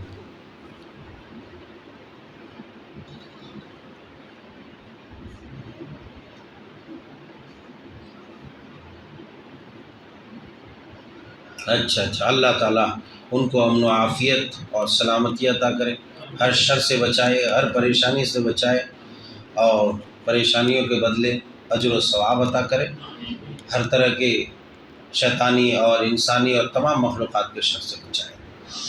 بہرحال تو ہماری زندگی کا مقصد یہ ہے کہ ہم اللہ تبارک و تعالیٰ کے لیے اپنے آپ کو وقف کر دیں۔ اب کیسے وقف کریں؟ اگر صرف دنیا کا عبادت، ذکر، تلاوت، نماز سب کچھ چھوڑ کر کے ہم دنیا کے حصول اور مال و زر کمانے میں رہے تو پھر ایسا کام چلنے والا نہیں ہے۔ پھر وہ مال ہمارے لیے لعنت کا باعث اور پھر وہ فتنے کا باعث بن جائے گا۔ یہ اللہ کے پیارے حبیب علیہ الصلوۃ والسلام بیان فرماتے ہیں کہ ان لکل امت فتنہ وفتنۃ امتی المال، ہر امت میں ایک فتنہ رہا، ہر امت کے لیے ایک آزمائش کا سبب رہا ہے، ایک بڑا فتنہ بولے تو نارمل نہیں، بہت بڑا، اور میری امت کا جو فتنہ ہے وہ مال کا فتنہ ہے۔ یہی وجہ ہے کہ ہر انسان دنیا داری چھوڑ کے صرف مال مال مال مال اپنی زندگی کا مقصد، یہاں تک کہ انسانوں نے اپنے بال بچوں کو بھی یوں ہی جانوروں کی طرح ادھر سے ادھر پھرتا ہوا چھوڑ دیا اور صرف مال کے حصول میں لگا رہا، جو مال نہ اس کے لیے دنیا میں کارگر ثابت ہو سکا، نہ اس کے لیے آخرت کے لیے کوئی مفید اور کارگر ثابت ہو سکتا ہے۔ اللہ کے پیارے حبیب علیہ الصلوۃ والسلام نے فرمایا وَلَا تَتَّخِذُوا الزَّيَّةَ فَتَرْغَبُوا فِي الدُّنْيَا، اے پراپرٹی بنانے والوں، اے جائیدادوں کو بنانے والوں، اے بینکوں میں ٹھوس کر رکھنے والوں اور بڑا نام کمانے والوں، اپنے آپ اپنی جائیداد اور پراپرٹی کے بلبوتے پر اکڑنے والوں، لا تتخذوا الزَّيَّةَ فَتَرْغَبُوا فِي الدُّنْيَا، تو اپنی جائیداد کو بنانے میں صرف مت لگ جاؤ کہ دنیا کی طرف تم راغب ہو جاؤ، دنیا کی طرف تم مائل ہو جاؤ اور دنیا ہی میں تم پڑ جاؤ۔ کیوں؟ اس دنیا کی حقیقت یہ ہے، حضرت سعد بن سعد رضی اللہ تعالیٰ عنہ بیان فرماتے ہیں لو كانت الدنيا تعدل عند الله جناح بعوضة ما سقى كافرا منها شربة ماء۔ سنن ترمذی ابواب الزہد کے اندر حدیث پاک اللہ کے پیارے حبیب علیہ الصلوۃ والسلام نے فرمایا اے لوگو سنو، لو كانت الدنيا، اگر دنیا کی حیثیت رب تعالیٰ کی نگاہ میں، صحیح مسلم شریف صحیح بخاری میں ہے، اللہ کے پیارے حبیب علیہ الصلوۃ والسلام نے فرمایا، اللہ کے پیارے حبیب علیہ السلام نے فرمایا کہ اگر دنیا کی حیثیت اللہ کی نگاہ میں اتنی ہوتی مچھر کے پر کے برابر، اور بخاری مسلم کی حدیث میں ہے کہ دنیا کی حیثیت اللہ کی نگاہ میں ایسی ہے کہ تم میں سے کوئی آدمی سمندر میں اپنی انگلی کو ڈبائے اور جتنا پانی اس انگلی میں نکلے اتنی قیمت بھی دنیا کی نہیں ہے اللہ کی نگاہ میں۔ ایک آدمی کتنا جمع کر سکتا ہے، کتنی دولت دنیا کے اندر، مگر وہ ساری دولتیں اور نعمتیں اکٹھی کر دی جائے، تمام کے تمام قیمتی چیزیں، مگر اللہ کی نگاہ میں اتنی ہی ہے کہ ایک آدمی سمندر میں اپنی انگلی ڈبائے اور جتنا اس میں پانی آئے، کتنا لیٹر پانی آ سکتا ہے؟ کچھ بھی نہیں آ سکتا، ایک قطرہ بھی نہیں، وہ بھی آئے تو گر جائے۔ اللہ کی نگاہ میں دنیا کی یہ حیثیت ہے۔ فرمایا لو كانت الدنيا تعدل عند الله جناح بعوضة ما سقى كافرا منها شربة ماء، اگر اللہ کے نزدیک دنیا کی یہ حیثیت ہوتی کہ مچھر کے پر کے برابر بھی، تو اللہ تبارک و تعالیٰ کسی کافر کو پانی کا ایک گھونٹ بھی نہیں دیتا تھا، کسی کافر کو پانی کا ایک گھونٹ بھی نہیں دیتا تھا۔ اللہ تبارک و تعالیٰ نے دنیا کی یہ حیثیت بتا دی، اور دوسری طرف انسانی زندگی کے مقصد کو بتا دیا کہ تم معمولی مقصد کے لیے پیدا نہیں ہوئے ہو۔ یہی وجہ سورہ زخرف میں ہے، اللہ تبارک و تعالیٰ نے فرمایا کہ اگر تم لوگوں کے بارے میں مجھے یہ ڈر نہیں ہوتا کہ تم سب کے سب کافر بن جاؤ، تو میں کافروں کے گھروں کو، ان کے دیواریں، ان کی سیڑھیوں اور ان کے چھتوں کو سونے اور چاندی کے بنا دیتا تھا۔ کیوں؟ الدنیا سجن المؤمن و جنت الکافر۔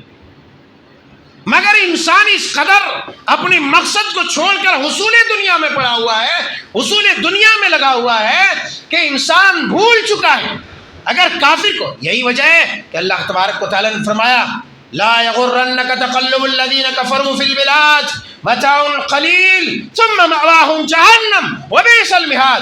اے میرے بندو، یاد رکھو یہ دنیا کی چمک دمک اور یہ بڑے بڑے جو ہے کار کوٹیوں اور بیگ کو ٹان کر کے گھومنے والے، یہ گوری چمڑی اور دمڑی والے لوگ جو بڑے جاہ و جلال اور حشمت کے ساتھ گھومتے اور پھرتے ہیں، کہیں تمہیں ان کے ٹھاٹ باٹ کافروں کی یہ رانائی، یہ چمک دمک تمہیں دھوکے میں نہ ڈال دے۔ لا یغرنک تقلب الذین کفروا فی البلاد۔ یاد رکھو یہ تمام چیزیں متاع قلیل، یہ تھوڑا سا سامان ہے، ثم مأواہم جہنم وبئس المہاد۔ ان کافروں کا جو چمک دمک اور زرق برق کے ساتھ چلتا ہے، تمہیں للچاتا ہے، جس سے تم للچ جاتے ہو، ان کا ٹھکانہ آخر کار جہنم ہے، جہنم ہے، جہنم ہے۔ لہٰذا تمہیں یہ دنیا کی چمک دمک اور رمک دھوکے میں نہ ڈال دے۔ بہرحال قصہ مختصر، بات خلاصہ کلام یہ ہے، بریانی بھی ٹھنڈی یا کھانا جو بھی ہے ٹھنڈا ہو جائے گا، کہ ہماری زندگی کا مقصد یہ ہے کہ ہم خوب مال کمائیں۔ کیا کمائیں؟ جلدی بولو، جلدی بریانی کھانا ہے، کھانا بولو۔ خوب مال کمائیں، حسین سے حسین، خوبصورت سے خوبصورت بیویوں کو جمع کریں۔ اتھارٹی ہے، جمع کر سکتے ہو مگر جائز طریقے سے۔ خوب مال کماؤ، مگر اتنا یاد رکھو کہ تم بھی بکے ہوئے ہو اور تمہارا مال بھی بکا ہوا ہے۔ اب جب تمہارا مکھیا منمانی نہیں کر سکتا، اتنا بڑا عہدہ والا ہے، تو نہ تمہارے مال میں تمہاری منمانی ہوگی اور نہ ہی تمہارے جسم میں تمہاری منمانی ہوگی۔ سمجھ رہے نہیں سمجھ رہے؟ نہ تمہارے مال میں تمہاری مرضی چلے گی اور نہ تمہارے جسم میں تمہاری مرضی چلے گی۔ وہ دونوں ہی چیزوں کے لیے گائیڈ لائن اللہ تبارک و تعالیٰ نے جاری کر دیا، اسی کے حساب سے تمہیں چلنا ہے۔ تمہارے مال میں یتیموں کا، فقیروں کا، بیواؤں کا، مسکینوں کا حصہ رہے، تمہارے اہل و عیال، تمہارے گھر والے اور تمہارا بھی حصہ۔ ایسا نہیں خالی کماتے جاؤ اور اپنے آپ سوکھتے جاؤ، خود بھی کھاؤ، اپنے اہل و عیال کو بھی کھلاؤ، مگر ناجائز سے بچو۔ تو میں سمجھتا ہوں کہ اتنی بات اگر سمجھ میں آ گئی تو کافی ہے۔ پھر زندگی رہی تو بہت ساری باتیں ہوں گی، اللہ نے زندگی رکھی تو انشاءاللہ تبارک تعالیٰ۔ تو ہماری زندگی، ہم بکے ہوئے لوگ ہیں، اور ہم جس نے ہمیں خریدا ہے اس کے حساب سے ہمیں چلنا ہے، چاہے مال رہے، چاہے کھال اور بال رہے۔ اللہ جل وعلا شانہ سبحانہ و تعالیٰ سے دعا ہے کہ مولا کریم، ہم تیرے در کے مجرم ہیں، تیری تمام نعمتوں کا ہم کتنے دھڑلے کے ساتھ استعمال کرتے ہیں، مگر دن رات پھر بھی تیری نافرمانی کرتے ہیں۔ پروردگار اے اللہ، تو ہمیں اپنے فرما بردار بندوں میں شمار فرما۔ اے اللہ، تو ہمیں صوم و صلات کا پابند بنا۔ رمضان کا مہینہ آنے والا ہے، بلکہ آ گیا ہے۔ اے اللہ، پوری طرح سے دیانتداری کے ساتھ ہمارے روزوں کی حفاظت کرنے والا، صیام و قیام تراویح کی حفاظت کرنے والا بنا پروردگار عالم۔ اور آئندہ بھی اگر ہماری زندگی اتنی لمبی ہے تو پورے صحت و عافیت کے ساتھ ہماری نیکیوں کی حفاظت کرتے ہوئے ہمیں آئندہ بھی روزے نصیب فرما۔ ہم سب کو پاکیزہ نسل دے، جن کی بیویاں نہیں ہیں ان کو پاکیزہ بیویاں دے، اور جن کی ہے ان کو اور دے تو اور اچھی بات ہے کہ نہیں؟ کوئی غلط نہیں ہے۔ نیک بیویاں دنیا کی سب سے گراں قدر اور قیمتی نعمت ہے، اور اتنی بڑی نعمت اگر اس کے پاس اور رہے تو بہرحال ہماری بہنیں اگر سنتی ہوگی تو ہو سکتا ہے گالیاں انہیں دے رہے، مگر یہ مسجدیں نہیں دیتی ہوں گے، میں جانتا ہوں، کیونکہ شرعی مسئلہ بیان کرنا۔ بہرحال اللہ جل شانہ سبحانہ و تعالی ہم سب کو اپنا مطیع و فرما بردار بنائے۔